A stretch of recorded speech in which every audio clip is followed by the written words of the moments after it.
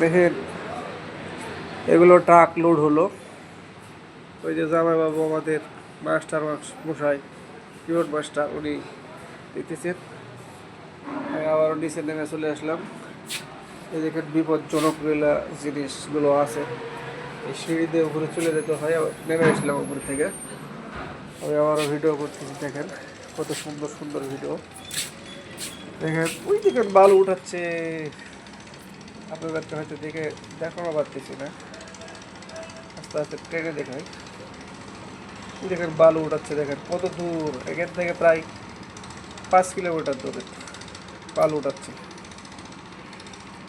কত সিস্টেম করে বালু এরা উত্তোলন করে। দেখেন দেখেন এক চাষা বসে আছে, মুরব্বী চাষা, তিনি কুমড়ো বসে আছেন। দেখেন ওই দেখেন আমার গাড়ি, দাদারা বসে আছে গাড়িতে। আমি যে নিচে নেমে যাচ্ছি এখন, নিচতলাতে একবারে একবারে সেই নিচে নেমে যাচ্ছি, শেষ নিচে একদম গাড়িতে। এই দেখেন গাড়ি, আমরা ওই দিক দিয়ে হয়তো বের হতে হবে। ট্রাকগুলো এসে লোড হয়ে গেছে। দাদা ওই গেট দ্বারাটি লাগে খাম হয় না, গরম লাগবে বলে তো ইয়া করে বললো।